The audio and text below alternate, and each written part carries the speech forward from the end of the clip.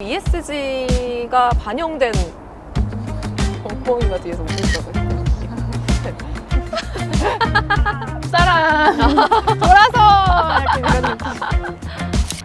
In the morning over coffee, threw my heart on the table, told you what I've done in the dark. 안녕하세요. 저희 오늘 진짜 오랜만에 밖에 나왔는데 날씨가 너무 진짜 좋아가지고 정말 화사한 옷을 입어보고 오랜만에 나왔는데 집에 가고 싶은데 그치? 그러니까 빨리 찍고 가자. 빨리 찍고 가요 우리. 올해 CES 영상에서 제가 ESG를 언급을 했었잖아요. 이지성 기자는 ESG 하면 뭐가 제일 먼저 떠올라요? 저는 솔직히 말하면 약간 이런 마음 들 때 있거든요. 저는 돈도 벌고 싶은데 또 동시에 좋은 사람이고 싶거든요. 아, 내가 돈 벌고 싶다는 마음가짐을 갖는 게 이상한 건가? 좋은 사람이면서 돈을 벌 수는 없는가? 맨날 이런 고민을 하거든요. 근데 맞아요. 그때 저는 이 홍상지 기자가 얘기했던 이 ESG, 이 영어 글자 3개가 저한테 빡! 이거다. 약간 이거다 이런 느낌이 이거 저희가 듣동나 시작하면서 기후변화라든가 아니면 뭐 동물권, 뭐 인권 이런 사회적 이슈들에 관심이 원체 많았고 그래서 관련 콘텐츠들을 많이 만들기도 했잖아요. 아 이게 근데 현재 그런 자본주의 논리와는 되게 동떨어진 이슈가 아닐까라고 생각할 때가 종종 있었거든요. 그래서 이 ESG 이슈가 딱 등장했을 때 되게 기뻤어요. 그리고 막 올해 초에 웬만한 기업 신년사에서 다 이 ESG가 등장을 했거든요. 그래서 이제 내 세상 좀 온 건가? 약간 이런 생각 이제 살짝 이제 네. 우리 세상 온 건가? 이건 우리 아니면 누가 하는가? 그래서 오늘 ESG를 준비했습니다. 이제 ESG가 뭔지 그 개념부터 홍상지 기자가 얘기하실 텐데 제가 운 띄워드릴게요. 먼저 E! 환경!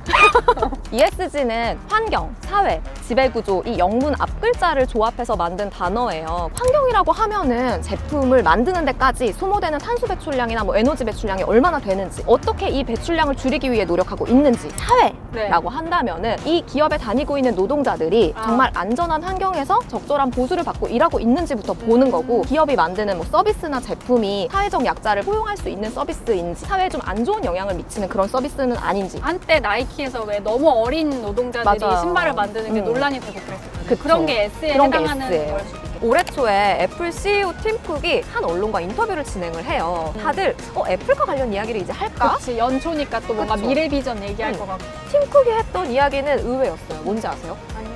집. 집? 아, 미안해요. 뭐? 지금 모든 관심사가 지금 뭘로 쏠려 있는 거죠 지금? 팀 쿡이 어떤 이야기를 했냐면은 애플이 인종차별 해소를 위해서 1억 달러를 앞으로 투자하겠다.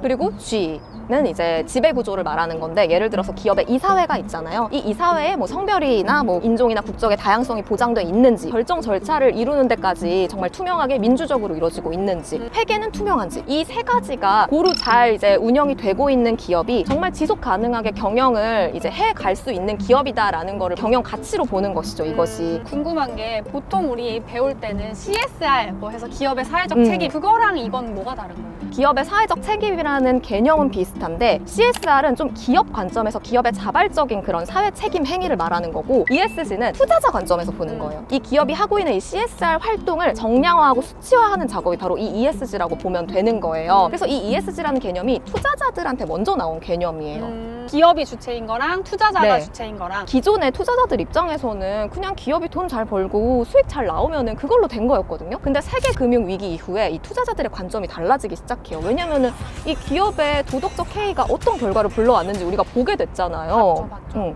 그러면서 이제 투자자들의 생각도 바뀌게 되고, 이제 더 이상 ESG를 잘하는 기업이 착한 기업이 아니에요. 얼마나 위기 관리에 능한가를 그렇지. 보여주는 거예요. 맞아요. 지난해에 로레알 알죠? 네. 이 로레알에서 감염병이 막 이제 번지면서 정말 재빠르게 전 직원 재택근무를 딱 내립니다. 그리고 락다운된 소매상들 되게 많았잖아요. 많았죠. 그런 소매상들을 위해서 제품 대금을 납부하는 것도 연기를 해줍니다.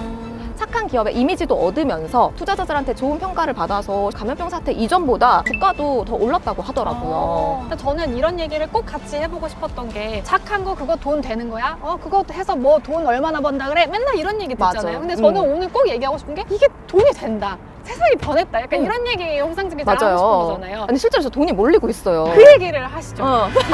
그 얘기를 하시죠. 자, 블랙록! 전 세계 최대 투자 운용사인 블랙록이라는 곳이 있어요. 웬만한 기업들의 최대 주주라고 보면 돼요, 블랙록이. 이 블랙록 CEO인 레리 피크는 되게 오래전부터 기업들한테 이 ESG 경영을 강조해 왔어요. 올해 초에도 이제 신년사 같은 거 보내면서 각 기업 CEO들한테 기후변화만큼 중요한 건 없다라는 메시지를 딱 보냅니다. 각 기업들한테 경영 전략을 짤 때 뭐 탄소 배출량을 줄이기 위한 그런 목표치를 어떻게 좀 전략에 반영하고 있냐, 그 수치를 나한테 달라라고 요구하기까지 했어요. 굉장히 압박으로 느껴지겠네요. 투자자. 그쵸. 정말 투자자니까. 큰 손이 이런 의견에 피력한다라는 건 되게 압박이잖아요. 저는 돈이 움직이고 있다라는 얘기를 할 때 ESG 채권 규모도 항상 얘기를 하거든요. 작년에 한 60% 정도 늘었다라고 하더라고요. 이 ESG 관련한 펀드 상품도 있어요. 이 ESG를 잘 구현하고 있는 기업을 포트폴리오로 만들어서 투자하는 펀드인데 이 펀드에 사람들이 돈을 넣는 규모도 빠르게 증가하고 있다. 사실은 그 ESG 금융상품의 한계로 지적되는 게 항상 수익률이었거든요. 수익률이 조금 약하다. 이게 조금씩 개선돼 가고 있다고 해요. 실제로 뭐 작년에 ESG 펀드 수익률을 보면은 다른 뭐 가치주 펀드라든지 공모주 펀드에 비해서 수익률도 괜찮게 나오고 장기적으로 봤을 때 수익률이 점점 개선돼 가고 있는 상태라고 하더라고요. 이 흐름을 무시할 수 없는 게요. 각국 정부에서 ESG 관련 규제 정책들을 계속 내놓고 있어요. 2년 사이에 관련 규제 정책이 거의 4배 정도 늘었다고 하더라고요. 뭐 내연기관차 2030년까지 퇴출 뭐 이런 것도 규제 정책에 포함이 될 수 있는 거고, 우리나라는 2030년부터는 기업들의 ESG 공지를 의무화하기로 했대요. 정부, 기업 할 것 없이 다 ESG의 방향으로 가고 있다. 세상이 이 틀로 약간 방향 전환을 하고 있는 걸 우리가 지금 보고 있다.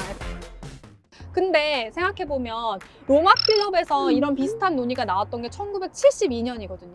그리고 뭐 지속 가능한 발전을 해야 한다라고 얘기했던 게 80년대고 90년대에 와서 기후위기에 신경을 써야 한다라고 얘기했던 것도 1990년대였어요. 되게 옛날부터 이런 얘기가 있었던 건 사실이잖아요.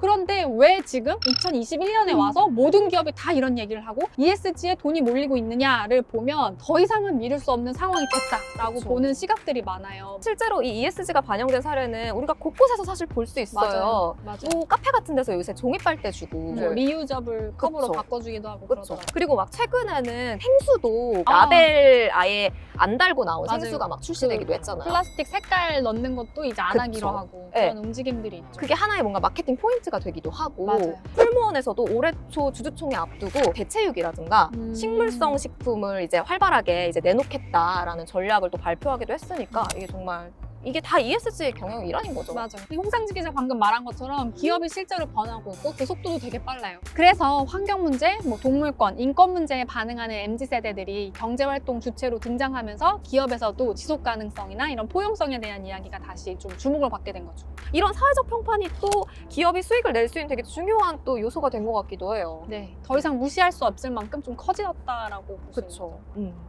근데 저는 그런 얘기도 하고 싶었어요. 그럼 어떤 기업이 요새는 이런 움직임이 있다는 걸 아니까 기업이 다 좀 좋은 일을 포장하고 하거나 아니면 마케팅 용도로 쓸 때가 있잖아요. 근데 그러면 이 기업을 어떻게 알아보지? 진짜 ESG 기업인지 아닌지? 근데 실제로 그린워싱이라는 표현도 있더라고요. 맞아요. 그러니까 이런 식으로 잘 포장하는 거. 근데 사실 개인 입장에서 이걸 참 구분하기가 그 기업의 탐방을 가지 않는 이상 어렵긴 해요. 네. 근데 참고해볼 수 있는 지표들은 좀 있어요. 그 전 세계에 그 ESG를 평가해서 지수를 만들거나 등급을 만드는 그런 평가기관들이 120곳이 넘어요. 그래서 대표적인 곳이 그 모건 스탠리 캐피털 인터내셔널이라고 해가지고 유명한 데잖아요. MSCI라고 이제 불리는데 여기서 이제 ESG 등급을 매기거든요. 그래서 AAA부터 CCC까지 등급이 있어요. 그래서 AAA 같은 경우에는 가장 대표적인 기업이 뭐 MS, 친환경 에너지로 굴러가는 데이터 센터를 몇 년까지 세우겠다 뭐 이런 정책들도 하고 글로벌 백신 프로젝트 같은 것도 막 하고 네. 최근에는 ESG를 공시를 표준화해야 한다라고 네. 해서 가이드라인을 만드는 작업들이 이루어지고 있거든요. G20에 있는 국가의 재무장관들 그리고 각국의 중앙은행 총재들이 모여서 TF팀을 만들고 네. 이게 TCFD라는 조직인데 우리나라에서도 뭐 환경부나 국가에서도 국가 차원으로 여기에 좀 참여하겠다 적극적인 의사를 표시했다고는 들었어요. 사실 ESG를 어떻게 정량화하느냐가 되게 어려운 문제기는 해요. 그러니까요. 이 사업이 어느 정도의 사회적 영향이 있는지 그리고 문제가 뭐인지를 이걸 구체적으로 수치화해서 평가 기준을 갖는다라는 게 쉽지는 않잖아요. 진짜 평가 기관들마다 또 각자의 기준이 다 다르다 보니까 같은 기업인데도 다른 등급이 나오기도 해요. 뭐 예를 들어서 테슬라 같은 경우에는 MSCI에서는 이 테슬라의 뭐 에너지 관련 정책, 친환경 에너지 정책에 좀 높은 가점을 줘서 A 등급을 줬거든요. 근데 또 다른 데서는 이 테슬라가 안전사고가 종종 발생을 하고 또 고객응대도 좀 다른 기업보다 좀 부족하다라는 점을 좀 둬서 또 S에 좀 더 가치를 둔 거죠. 그래서 ESG 하위 10%로 두고 있기도 하고 이렇게 좀 제각각이고, 그리고 이 평가기관들이 아주 구체적으로 우리가 뭘 기준 삼아서 한다라는 걸 또 명확하게 밝히지도 않기 때문에 기업 대 기업으로 이렇게 비교하기가 조금 아직은 어려운 실정이긴 하지만 계속 그런 개선 작업이 이루어지고 있다라고 보시면 될 것 같습니다. 논의 중이다. 돌이켜보면 우리가 지금 주식할 때 많이 쓰는 거 보고 있는 게 재무제표잖아요. 공시를 하고 있는. 근데 이 재무제표도 완벽하게 안착되는데 100년 정도 걸렸었거든요. 근데 이제 이 공식 표준화 작업이 지금 진행되고 있는 거니까 아직까지는 뭐 효과를 측정한다거나 이런 거에 좀 한계가 있긴 하겠지만 논의가 시작되고 있고 움직임이 분명히 있다라는 게 중요할 것 같아요. 제가 최근에 기사를 하나 봤는데 주요 기업에서 여성이면서 이 ESG 관련 전문가들을 사회이사로 대거 영입하고 있다. 기업 입장에서는 인사 다양성 역시 ESG 기준에 부합하기 때문에 여성이면서 뭐 환경 전문가라든지 뭐 이런 인재들을 찾는 움직임들이 굉장히 크다고 합니다. 보면 밀레니얼 MZ세대나 여성 투자자들이 이런 비슷한 성향, 목적 지향적 투자에 굉장히 의미를 두는 집단이라는 분석들이 있는데 이 사람들이 굉장히 많아지고 목소리를 많이 내면 낼수록 사회가 이런 방향으로 틀어지기 되게 좋을 거다라는 분석들도 있더라고요. 맞아요. 그리고 주주 행동주의 이제 운동하시는 분들이 하는 말이 뭐냐면 ETF를 운영하는 금융사에게 당신은 왜 이 기업을 포트폴리오에 넣었습니까? 이 기업이 이러한 문제가 있다는 걸 알고 계십니까? 계속 끊임없이 얘기를 하면 할수록 금융시장은 속성 자체가 새로운 상품을 발견해야 되고 새로운 움직임을 포착해야 되기 때문에 여기에 굉장히 무게감을 느끼게 된다. 그러니까 여러분 목소리를 끊임없이 내시고 맞아요. 끊임없이 어필하고 끊임없이 주장하십시오 라는 이야기를 하더라고요. 그래서 저는 그게 되게 와닿았고 최근에 이렇게 변화하는 흐름을 보고 아 우리가 문제라고 생각했던 게 진짜 문제가 맞구나. 그리고 이게 바뀔 수 있구나 라는 맞아. 데서 오는 위안? 위로? 아니면 맞아. 그런 게 있어요. 자신감? 약간 뭐라고 해야 되지? 행복한 이제 미래? 우리 시대 왔다. 마치 우리 날씨? 네, 그렇지. 이제 우리 시대 왔다. 그렇지. 이런 거지. 틀리지 않았다. 그러니까. 내 시대 왔구나. 네, 여러분 듣동라의 시대가 드디어 왔습니다. 이 변화의 한복판에 우리가 있는 것이고 이 변화를 만드는 것 역시 우리다. 오늘 이제 저희가 이야기했던 ESG 관련해서도 댓글 많이 남겨주시고 앞으로 2030에 2030에서 이런 이야기 좀 더 듣고 싶어요 라는 것도 댓글 많이 남겨주시면 저희가 다 참고해서 흡수해서 또 찾아뵙도록 하겠습니다. 네, 이거 굉장히 시리즈예요. 네. 여러분 일단 이 맥락이 있는 거예요. 알고 계셨죠? 안녕.